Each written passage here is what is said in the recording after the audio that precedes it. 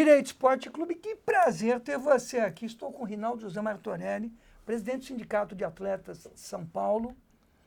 E que felicidade no estúdio novo, né, Martorelli? Tá tudo tão ruim, as pessoas reclamam. Capricho para você, Lívia. Capricho para nós. E capricho para você, atleta, que agora tem, além de ter essa estrutura toda remodelada, toda arrumada e com surpresas na expansão. Nós vamos guardar, vai ter um processo de expansão no sindicato para atender você, atleta, para ser a sua casa, que é o sindicato. E hoje, 2h30 da tarde, de uma sexta-feira, inaugurando o estúdio novo. Beira, meus amigos, Santoro, Cris, novo estúdio. Como é que foi essa iniciativa, Martorelli? Tudo bem? Ótimo revê-lo, Lívia, ótimo revê-lo. Exatamente, a necessidade de expansão é que fez com que a gente pudesse procurar um espaço, né, para poder fazer o estúdio, para receber os atletas, para que eles contem um pouco de suas histórias, de suas experiências, que também é um trabalho de levar a proteção aos outros atletas, né? As histórias, o compartilhamento de histórias leva a proteção. Então, é isso aí. Tem mais novidade, como você falou, mas para daqui um tempinho. É um tempinho? Então, Martorelli, nós estamos aqui no 2019, um ano muito complicado, as coisas estão se colocando, mas eu queria começar a nossa conversa com alguma coisa que nos preocupa muito e também é pauta do sindicato, que é a questão da proteção dos atletas, pois todos nós sabemos como é a vida difícil do atleta para superar tudo na carreira, para construir uma carreira e chegar efetivamente a ser um atleta de ponta. E uma coisa me chocou muito, apesar de ser algum tempo atrás, que foi com o atleta Bruno Henrique. O Bruno Henrique, que é um excepcional jogador do Palmeiras, tido em 2018 como o grande valor da conquista alviverde no difícil campeonato brasileiro, e circula agora pela internet uma gravação de um senhor que não filmou um simples assédio ao Bruno Henrique, que estava acompanhado da sua senhora e até passeando com seus cachorros, mas uma atitude extremamente ofensiva. Mas, Torelli, como é que você vê a gente que tem brigado tanto aqui no sindicato, na defesa dos atletas e também na questão de conversar com a sociedade para que tenha uma compreensão de que, atleta, você conversa através do estádio, através da compra das camisas, o seu diálogo, a sua efetivamente sua relação com o atleta é sempre equidistante e nunca pessoalmente, como foi feito com o atleta Bruno Henrique, que efetivamente chocou a todos, não é, Martorelli? Lívio, dá para fazer uma interação até que pessoal, educada, né? Não dá para a gente imaginar, né? Não dá para o público imaginar que o atleta não seja de carne e osso, que não tem sentimentos. Ele precisa entender que o atleta, quando há um resultado ruim, o primeiro prejudicado é o atleta, né? Mas a gente tem uma dificuldade e o Bruno Henrique se comportou muito bem. Né? Generosamente. Porque eu, na minha época, não me comportaria assim, não. E não dá para exigir um outro eu tinha outras reações nessas horas. Então, até mesmo para levar uma reivindicação ou uma insatisfação, né, de forma educada, e você que nos vê pode ter certeza que o atleta ele vai receber, né, uma insatisfação, mas todo trato pessoal ele tem que ser respeitoso. Né? Quando você trata mal, a resposta pode ser também a retorção. na mesma moeda. Né? Então, uma situação de legitimidade exatamente. na defesa da sua honra. E o ato, Martorelli, ele foi revestido como uma ofensa, e isso é injúria, sim. 138 do Código Penal. Foi difamatório chamar o Bruno Henrique, nível de seleção, capitão do time, né? Como qualquer outro atleta, mesmo se efetivamente não encontrasse um bom momento. E até a senhora do Bruno Henrique foi lá, teve uma intervenção e ele foi de uma generosidade. Se pega um atleta um pouco mais esquentado, um pouco, não digo despreparado, porque diante de uma situação como essa, como chamar de pipoqueiro. Isso é uma barbaridade. E o Bruno Henrique se comportou realmente como ele é, uma pessoa da nata do futebol brasileiro. E você sabe que nosso trabalho em termos coletivos, isso é um fato acontecido com o atleta, um fato individual, e a gente precisa da representação dele, enfim. Mas a gente repudia de qualquer forma. lógico. O nosso trabalho em termos coletivos, e nós já abordamos aqui no programa, que foram as ações de responsabilidade de proteção, né, do empregador, de proteção à integridade física e moral do atleta, nós já fizemos, porque Lógico. também tem uma questão aí muito interessante de tentativa de repasse de responsabilidade, e o público também não entende isso. E as né? invasões Eles dos cobram CTs, do sindicato, cobram do sindicato, mas não cobram do empregador. Sim. Ah, mas o que o sindicato está fazendo para isso? Como se o sindicato fosse o empregador dos atletas que estão sendo agredidos. No meio ambiente de trabalho. Exatamente. A custódia pertence, e a fidúcia, a garantia é do clube. Nós até atuamos, né? Sim. Porque hoje nós temos uma estrutura policial, uma estrutura militar até, para poder chegar, e chegamos já em algumas ocasiões rapidamente, mas nós não temos a capacidade de um trabalho de inteligência, né? Para poder ficar monitorando todo e qualquer cidadão que possa, munido aí de sua paixão, possa ofender a moral ou a integridade física do atleta. A gente está muito atento, a gente repudia qualquer tipo de violência. Sua falta de educação, né? Porque a questão é de educação. Você tem que saber tratar o seu semelhante com aquilo que você espera para você. E não dá para achar que isso é normal, né? Não é normal. Qualquer pessoa de bem sabe, se indigna com isso, né? Não dá para achar que é normal. Qualquer tipo de abordagem ou seja, nós temos que evoluir, né, Lívia? Nós estamos no século XXI, com tanto meio de comunicação, com tanto conhecimento aí nas redes, na internet. Pegar um pouquinho de conhecimento para evoluir, para viver bem e deixar o outro também viver bem, né? Então a gente manda um abraço aqui para o Bruno Henrique, a solidariedade total do Sindicato de Atletas do Estado de São Paulo, do seu presidente Rinaldo José Martorelli. Dizer, Bruno Henrique, você foi um cavalheiro, você foi generoso e você foi aquilo que a gente sempre espera de qualquer jogador desse nível e efetivamente de qualquer atleta. Ser humano, né? Ser humano. Uma grandeza, né? Ele mostrou toda a grandeza dele. E também a senhora do Bruno Henrique também atua de forma bem contundente, fez bem em defender o marido, então ela tem a nossa solidariedade. Lógico, também, evidente, sim. Por efetivamente atuar como esperamos.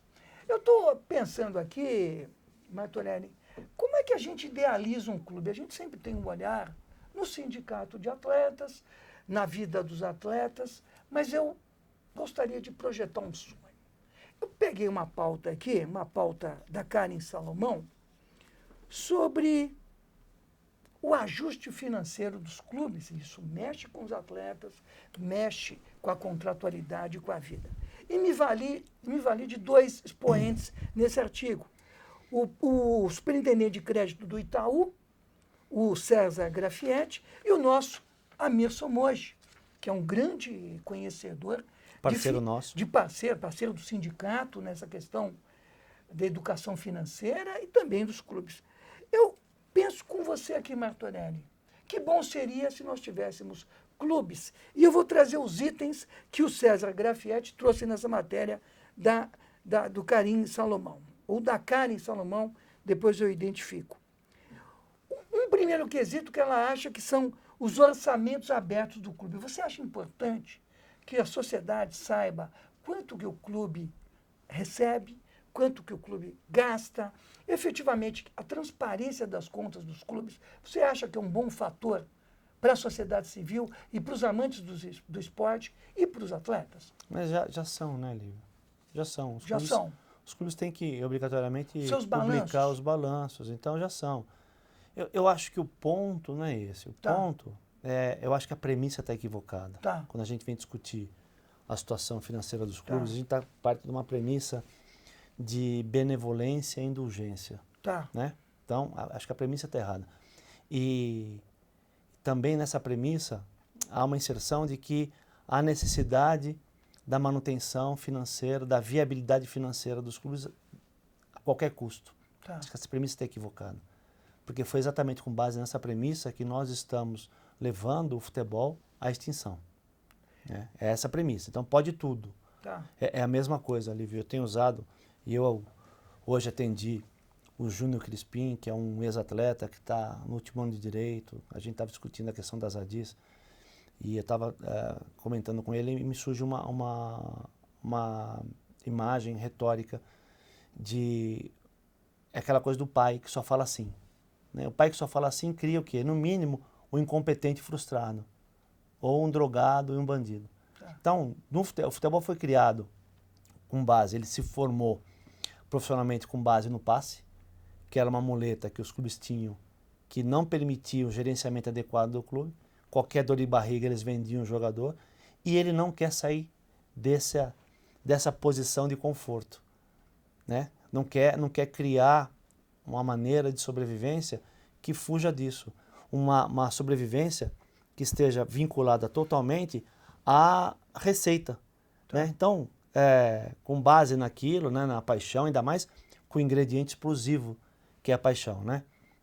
Quando a gente está apaixonado, a pessoa amada não tem defeito nenhum. Né? Perfeito. Então, como a paixão, a paixão do torcedor, a paixão daquele torcedor que se coloca como administrador, faz com que essa bomba relógio ela venha multiplicando o seu potencial. E tem um fato. Qual o fato? Nós estamos na semana que a Caixa Econômica Federal notificou ou deu ciência ao Corinthians de forma formal, ou para evitar o pleonasmo, se valendo de um instrumento formal, da dívida do Corinthians no Itaquerão. E por incrível que pareça, o Corinthians vem de uma sucessão de derrotas amargas dessa situação.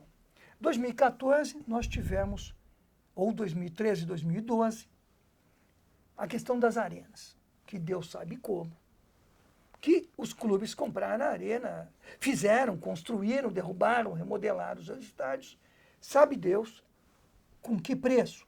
Nós agora estamos tendo conhecimento através do que está acontecendo com aquela famosa construtora e também com os bancos de fomento. Essa situação desequilibrada dos clubes, numa visão de fora, mexe com torcedor, atleta, jogo, imprensa. Ela impacta esse nosso mundo esportivo ou estamos acostumados com o calote, com a má gestão e com a imprudência das contas dos clubes? Puta, a tua colocação é muito interessante, Lívio, porque eu acho que, e você fazendo a colocação, me veio assim uma questão que tem que ser dividida, né? Porque impacta, lógico que impacta, né? Primeira resposta é sim, impacta e muito, mas o que é interessante é que dentro da paixão que a gente falava, no meu modo de ver, o torcedor apoia isso, porque vamos pegar o caso concreto do Corinthians. O corintiano, quando anunciado a construção da arena, o corintiano apoiava aquilo. Nós temos a nossa casa, né? E se manteve assim, tem se mantido assim até agora, né? E só que ele não percebe que isso pode ser, inclusive, uma facada na paixão dele, porque isso desencadeia pelas questões financeiras. Se não começou a desencadear ainda, vai desencadear um problema sério no campo de jogo, né? Então, aquele mesmo torcedor que apoiava de forma deliberada uma atitude sem ter um lastro financeiro, sem ter uma concretude para isso, mesmo, né? Perdulária. Ele aprova, na sequência, ele quer matar quem fez aquilo, porque a paixão dele ficou arranhada, porque o clube começa, dentro do campo de jogo, a colher resultados negativos. É a questão da Portuguesa, né? A Portuguesa, eu recebi no sindicato essa semana uma equipe que trouxe um trabalho, uma tentativa de composição das dívidas para a manutenção da Portuguesa, que eu acho muito válido, e a gente está aí para apoiar. Mas até pouco tempo atrás, todo mundo, os lusitanos, os torcedores da Portuguesa, não se incomodavam com a situação, você não escutava ninguém. E se a gente der uma busca rápida na internet e pegar os vídeos dos torcedores da Portuguesa, estão entrando em depressão por conta da iminência de extinção do clube. Então, olha o que o torcedor faz. Né? Olha esse movimento, olha esse impacto. Se tem, além desse impacto social, financeiro, tem impacto emocional. Sim, sociocultural. Muito sério. A Portuguesa já teve a maior quermesse de São Paulo.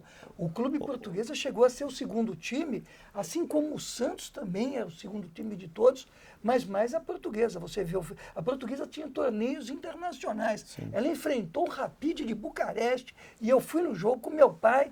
Entramos no vestiário e eu adorava a Portuguesa. Direito Esporte Clube também é cultura, claro. Sim. Sabe o que me chama a atenção também? Uma situação da diretoria do Palmeiras.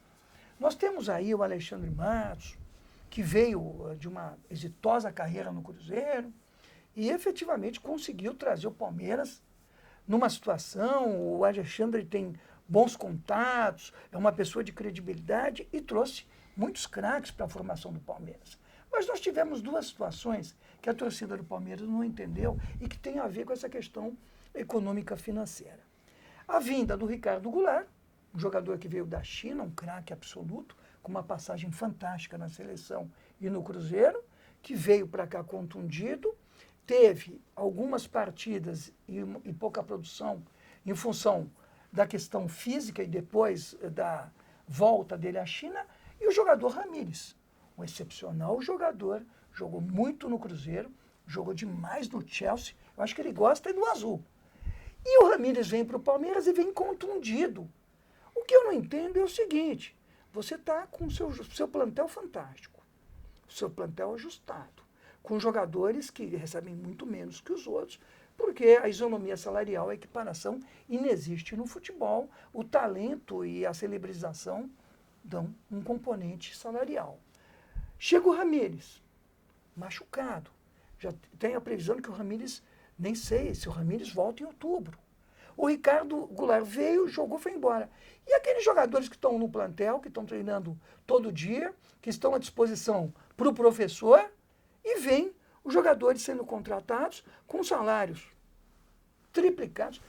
Aqui, salário de jogador a gente defende mais. A gente quer mais salário, quer mais benefícios. Mas eu estou mexendo com o componente interno do clube, e você que esteve lá sabe disso. Como é que fica a cabeça dos atletas nessa situação? Será que valia um contrato de produtividade? Ou, Ramírez, vem para o Palmeiras, que nós temos um CT, um corpo médico, um DT excelente, fisiologistas, médicos e tal, nós vamos te preparar, depois você vem, você está em alta performance, você está pronto e vai para o time. O que você acha que pegou nessa questão da compra desses valores? E também, vamos pegar no Pato. O Pato vem com um contrato quadrienal, que a gente também defende demais, contratos estáveis para o jogador, e já se contundiu. Como é que você vê o jogador de fora, que vem contundido, mexe com toda a situação de upgrade dos jogadores que estão esperando uma oportunidade? Como é que fica a cabeça lá dentro do... Olívio, você sempre, como craque que você toca em assuntos com uma baita numa profundidade, né?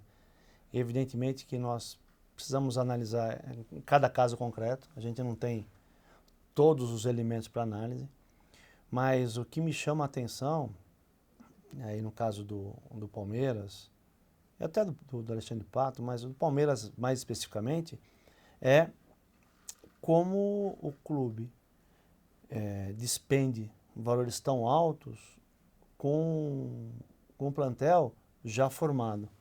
E valores altos na incerteza do aproveitamento dos atletas. Então, e aí me remete aí sim para um outro ponto, que é aquilo que a gente discute há bastante tempo, que é a responsabilidade financeira, né? Qual é de verdade a preocupação financeira em ter uma gestão equilibrada se você vai buscar elementos e vai gastar por muito dinheiro nisso e você não pode usar? É você comprar um carro, uma Ferrari que está com o motor estourado e pagar o preço de um novo, né? Então, até você arrumar essa Ferrari, você vai gastar mais dinheiro ainda e vai saber Deus lá quando você vai conseguir todas as peças para botar esse carro em ordem.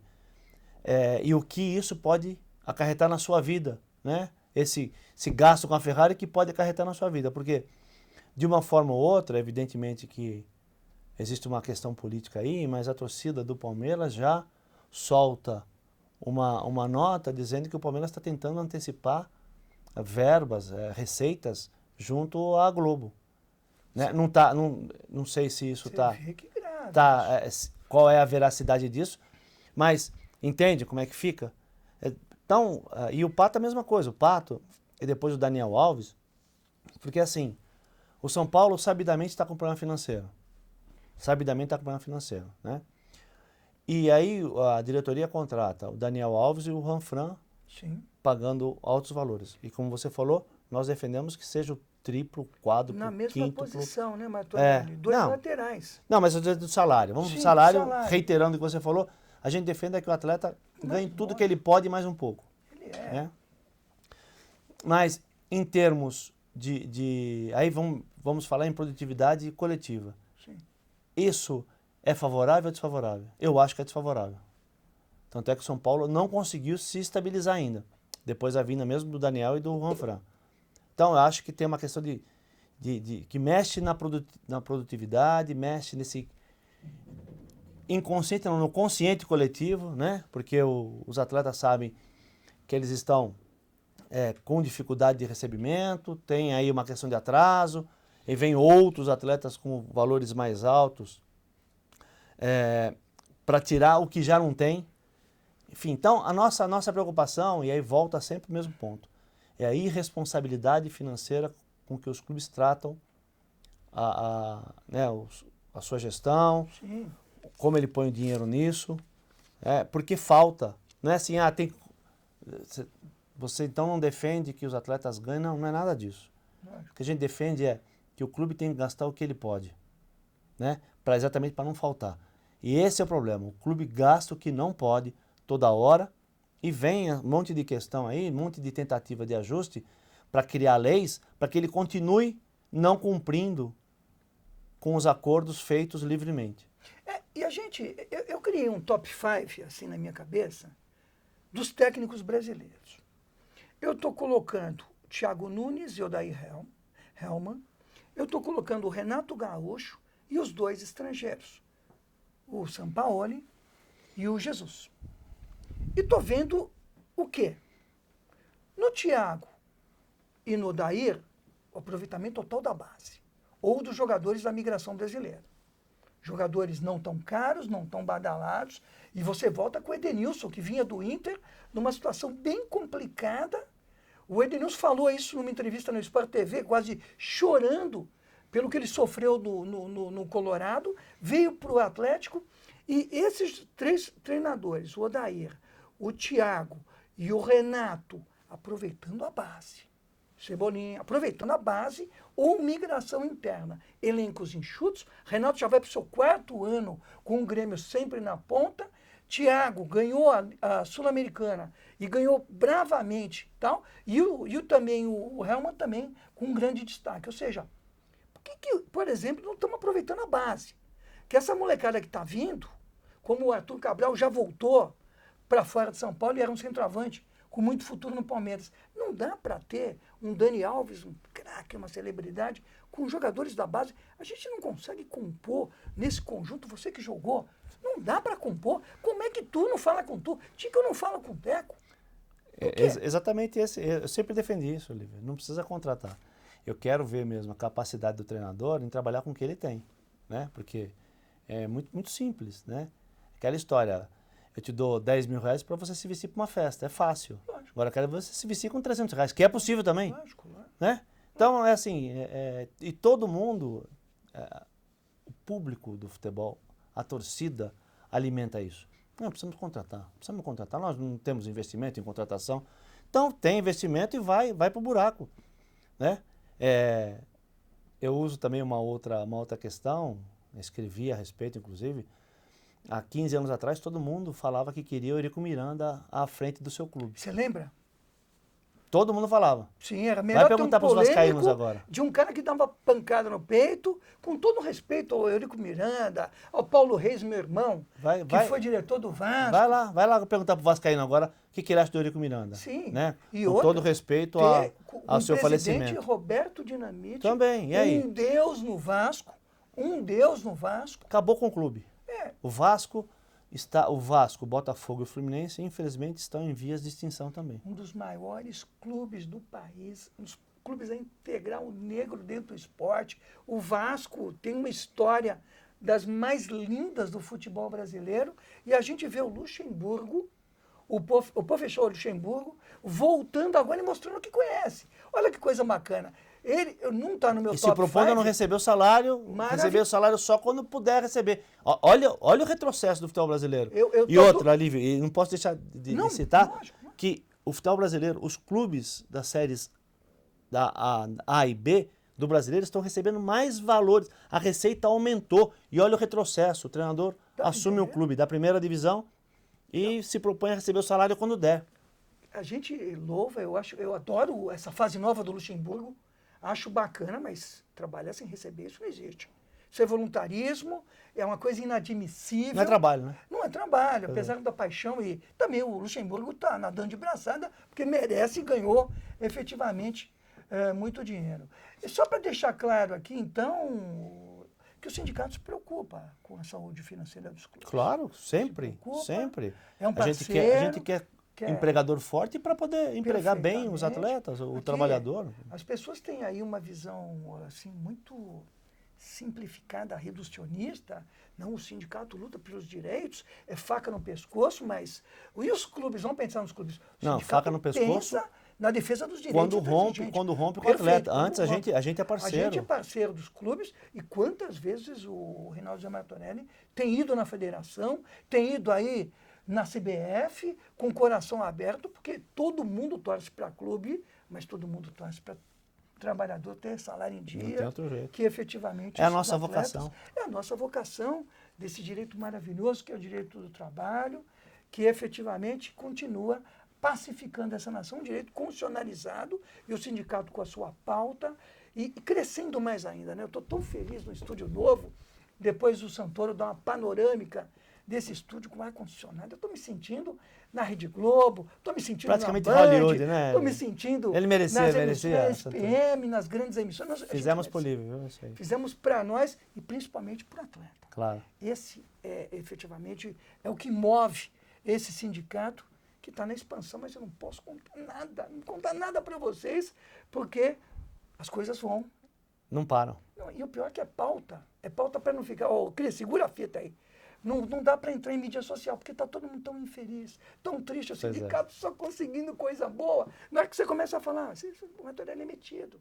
Ele, outro dia, que a gente vai falar da conferência que teve, só fala coisa boa, só propositivo, só conversa com os clubes, só conversa com o conjunto das forças que esse sindicato representa. Estamos terminando mais um estúdio novo, chiquésimo. Cris, pode cortar a fita. Direito Esporte Clube, estúdio novo, muito chique. Semana que vem a gente volta.